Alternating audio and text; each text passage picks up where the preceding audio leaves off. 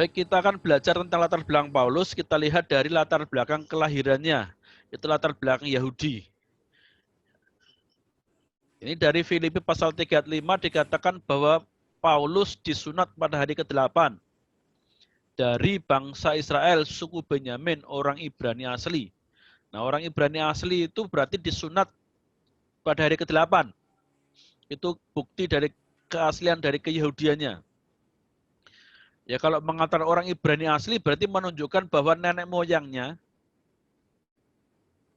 ya dari ayah ibu sampai keturunan ke-10 itu semuanya orang Yahudi.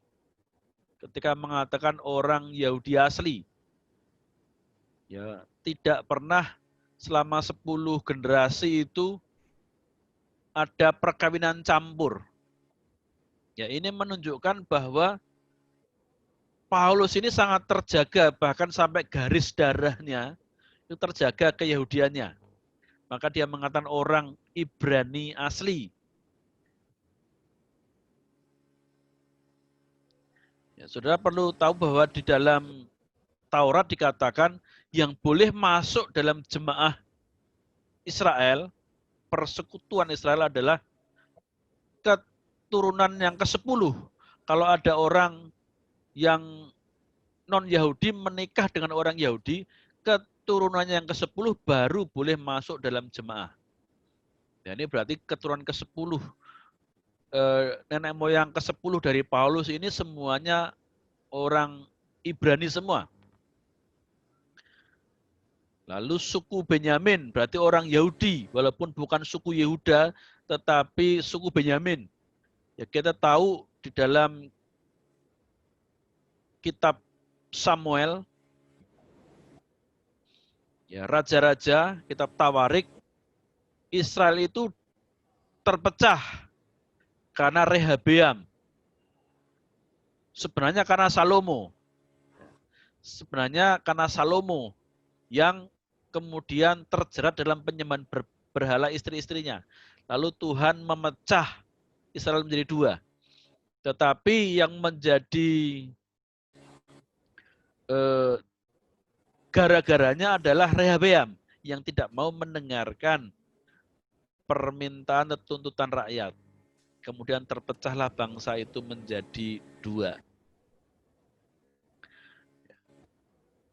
Nah, Paulus ini dari suku Benyamin adalah suku yang ikut dalam kelompok Israel Selatan yang disebut bangsa Yehuda.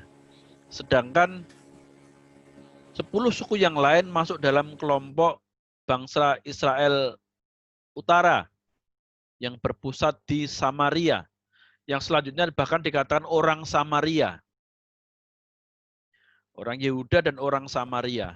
Nah, jadi dari pernyataan ini Paulus orang Yahudi, bukan sekedar orang Israel. Karena orang Israel sudah dibagi jadi 2. Nah, Paulus bukan sekedar orang Israel, tapi juga orang Yahudi. Walaupun bukan suku Yehuda. Latar belakang pendidikan. Kisah Rasul pasal 22.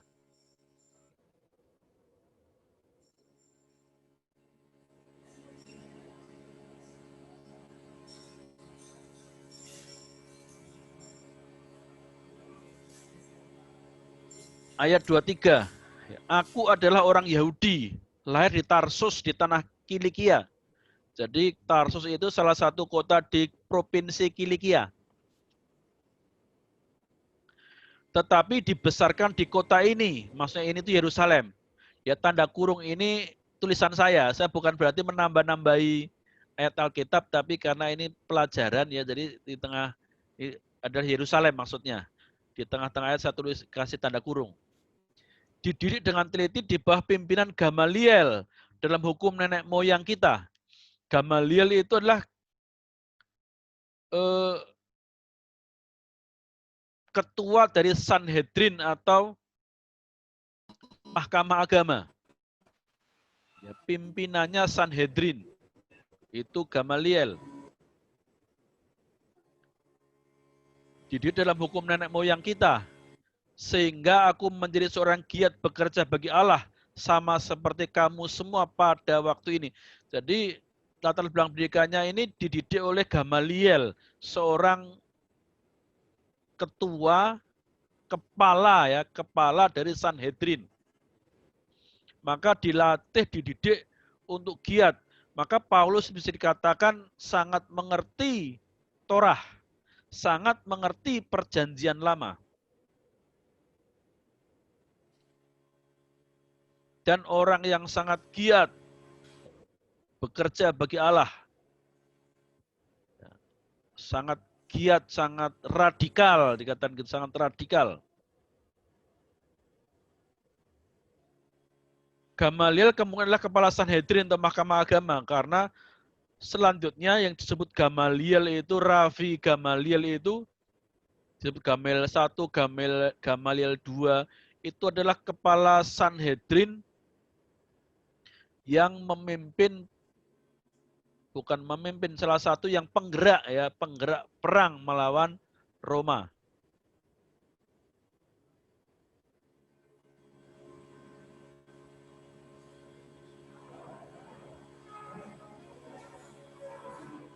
Latar belakang pendidikannya juga dikatakan, di dalam agama Yahudi aku jauh lebih maju dari banyak teman yang sebaya dengan aku di antara bangsaku.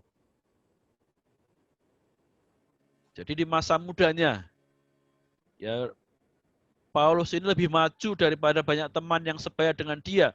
Maka di usia muda, dia dipercaya untuk memimpin rombongan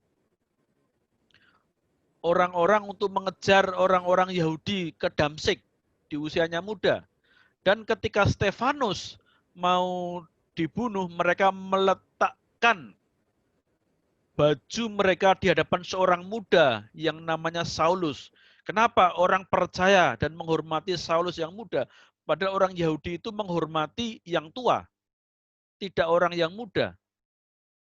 Tetapi Paulus yang muda, waktu masih muda, orang-orang meletakkan bajunya ya kepada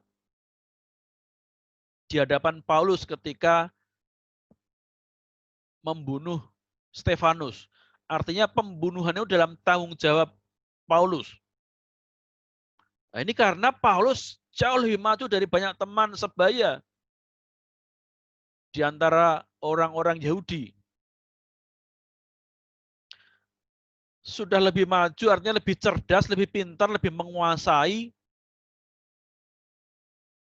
ajaran dari Gamaliel, juga sangat rajin dalam memelihara istiadat nenek moyang.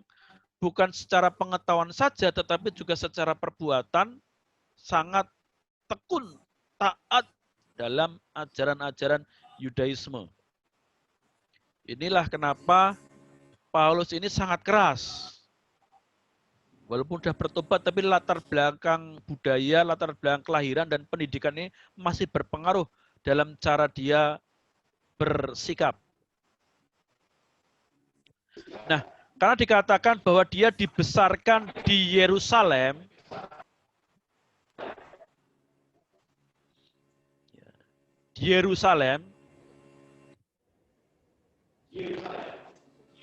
dan Paulus ini lahir tahun ketiga Masehi, jadi kurang lebih 3 tahun lebih muda daripada Yesus usianya. Walaupun lahirnya di Tarsus, tapi kemudian dibawa ke Yerusalem. Saulus muda ini artinya ada kemungkinan dia juga melihat Yesus, atau minimal dia mengetahui ajaran Yesus, dia mendengar apa yang Yesus kerjakan, karena dia tinggal, dididik, sekolah, lagi kuliah di Yerusalem, sedang belajar nuntut ilmu di Yerusalem. Jadi ketika Yesus keluar masuk Yerusalem mengajar, bahkan masuk bait suci, menyembuhkan orang, Paulus masih sebagai seorang siswa sekolah Torah yang dipimpin oleh Gamaliel. Minimalnya dia mendengar dan mengetahui ajaran Yesus waktu Yesus masih hidup. Hanya memang keempat Injil tidak menyebutkan perjumpaan Paulus dengan Yesus pada waktu Paulus masih pemuda, karena memang pada waktu itu pemuda ya masih belum terlalu diperhatikan. Paulus baru diperhatikan ketika dia berani menanggung darahnya Stefanus. Nah, ini baru dia muncul.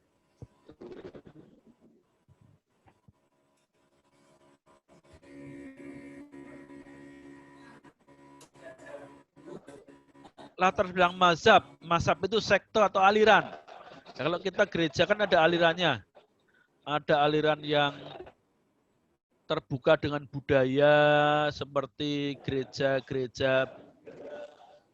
yang latar belakang budaya tertentu, ada gereja-gereja yang lebih moderat, tapi ada gereja yang keras menolak budaya sama sekali. Nah, itu ada seperti itu. Ya. Nah, kita perlu tahu mazhabnya atau aliran Yahudinya. Yahudi itu punya banyak aliran. Punya banyak aliran-aliran agama juga Yahudi itu. Jadi tidak satu. Dikatakan tentang pendirian terhadap hukum Taurat, artinya tentang aliran, mazhab, aliran yang dia ikuti, sekte atau denominasi ya zaman sekarang ya. Denominasi yang diikuti Paulus dalam agama Yahudi adalah denominasi Farisi. Filipi 3 ayat 5. Apa itu Farisi? Nah, Farisi itu lahir pada abad kedua pada masa Bait Allah kedua. Jadi setelah Bait Allah yang pertama dihancurkan, lalu oleh dinasti Makabe dibangunlah Bait Allah karena dinasti Makabe berhasil mengusir penjajahan Yunani. Lalu dia membangun Bait Allah. Bait Allah yang kedua yang sudah dihancurkan dan dinajiskan oleh raja atau kaisar Yunani yang disebut Antiochus Epiphanes. Sekte ini lahir pada abad kedua dengan kegairahan baru tentang pemulihan Israel. Karena itu merupakan lahir pada waktu kemenangan besar melawan kekaisaran yang besar yaitu Yunani. Maka bisa dibayangkan memang orang Farisi itu ya lahir pada masa-masa keemasan sebenarnya orang Yahudi. Ya ada pengharapan mesianis yang sangat tinggi. Ciri-ciri sekte Farisi adalah memperhatikan hukum Taurat sampai kepada detil-detilnya. Ya, maka mereka membuat 613 misvot ya atau 613 aturan perintah dan larangan-larangan dari hukum Taurat.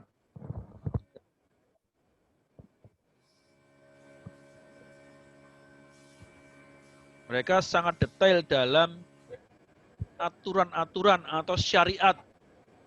Ya, mereka sangat detail dalam hal syariat Taurat. Nah, Farisi ini mengakui Torah lisan dan Torah tertulis.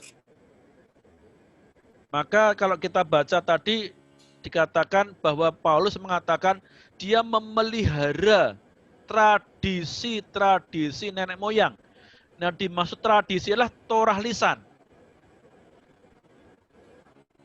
Torah lisan itu dipercaya sudah ada sejak zamannya Musa dipelihara. Di samping Torah tertulis. Itu pengakuan dari keyakinan orang Farisi. Tidak semua sekte atau denominasi Yahudi mengakui Torah lisan.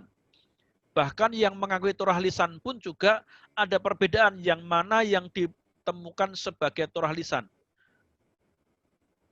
Maka Torah lisan itu kemudian diabadikan dalam Misnah dan Midras. Ada Misnah, ada Midras, ada Talmud. Ya, Talmud, Misnah, Midras.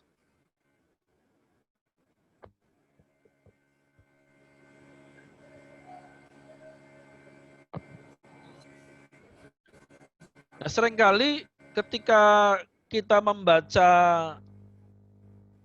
perkataan Yesus, seringkali yang Yesus tentang itulah Torah lisan, bukan Torah tertulis. Walaupun bukan berarti semua Torah lisan itu salah, tetapi di situ menunjukkan posisi Yesus. Ya, posisi Yesus itu antara Torah lisan dan Torah tertulis. Yesus menempatkan Torah tertulis itu lebih berotoritas daripada Torah lisan.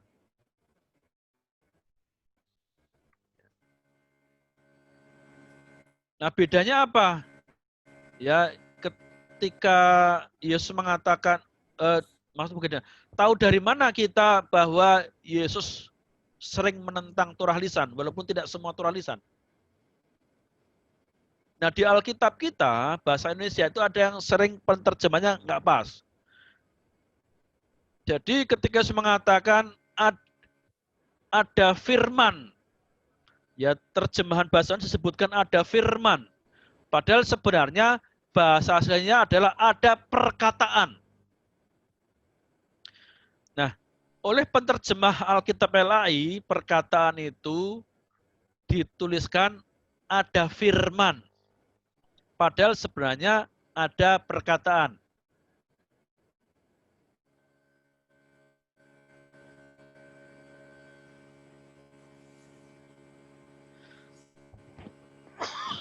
Nah, kalau Yesus mengutip Torah tertulis, Tuhan mengatakan ada tertulis. Nah, Tuhan Yesus tidak pernah mengkritik Torah tertulis. Yang sering Tuhan tentang adalah Torah lisan. Ya, di dalam Matius pasal 5 tentang Yesus dan hukum Taurat itu, ya tentang ada perceraian, ada percabulan, ada tentang penghakiman orang kafir. Ya. Di situ Tuhan mengatakan ada firman. Firman mengatakan demikian. Itu maksudnya Torah lisan, bukan Alkitab, bukan perjanjian lama kita. Yang ditentang Yesus di dalam Matius pasal 5, ya sampai dengan pasal yang ke-7, itu bukan Torah tertulis, tetapi Torah lisan. Walaupun tidak semua Torah lisan, ya tidak semua Torah lisan. Nah, kalau Torah lisan itu bahasa Ibraninya adalah Torah Shebalpeh. Nah, ini orang Yahudi mengakui, mempercayai bahwa ini semua dari Musa. Tetapi memang namanya Torah lisan itu turun-temurun tidak bisa dibuktikan benar nggak terjaga. Istilahnya hanya pengakuan dari mulut ke mulut. Apakah tetap terjaga setelah ribuan tahun? Nah, itu kan bisa dipertanyakan. Artinya tidak semua salah, tapi juga ada yang kemudian menyimpang karena turun-temurun dari mulut ke mulut.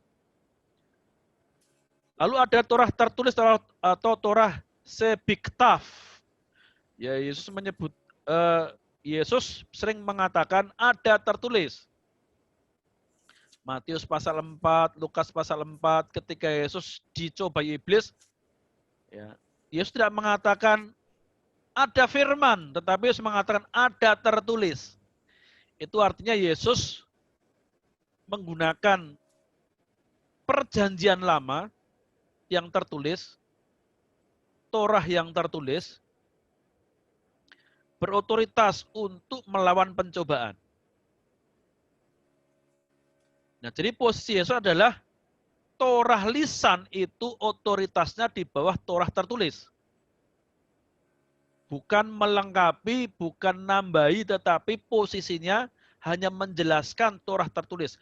Maka kalau ada Torah lisan yang bertentangan dengan Torah tertulis, yang tidak sesuai dengan maksudnya Torah tertulis, itu ditentang oleh Tuhan Yesus.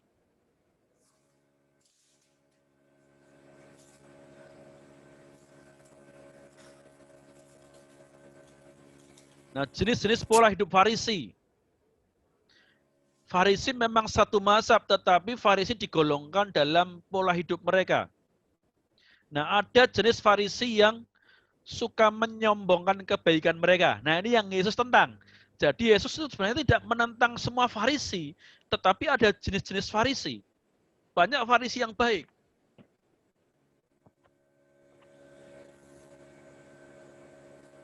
Tidak semua Farisi, tapi ada Farisi yang seperti ini.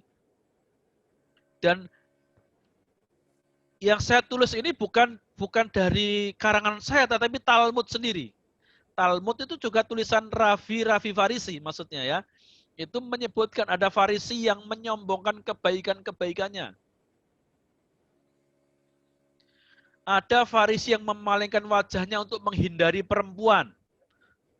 Jadi tidak mau melihat wajah perempuan, takut dosa.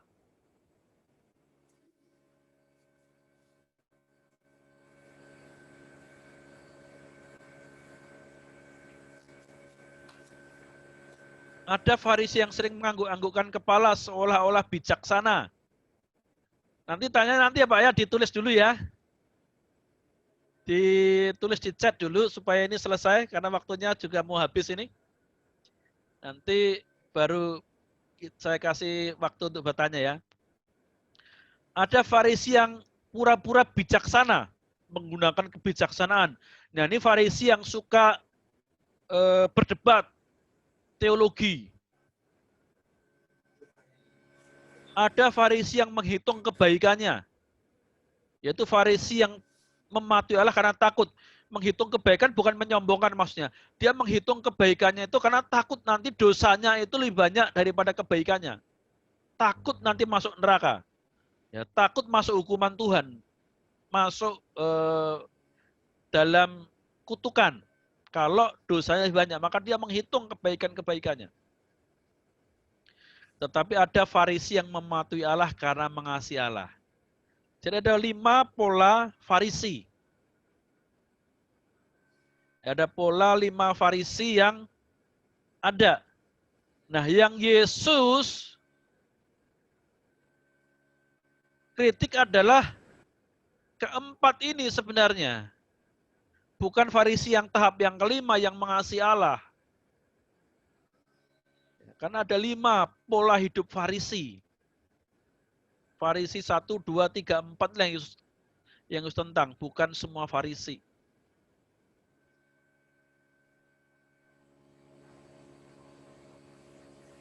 Kurang 5 menit lagi ya. Latar belakang non-Yahudi yaitu Yunani Romawi. Lahir di kota Tarsus atau provinsi Kilikia.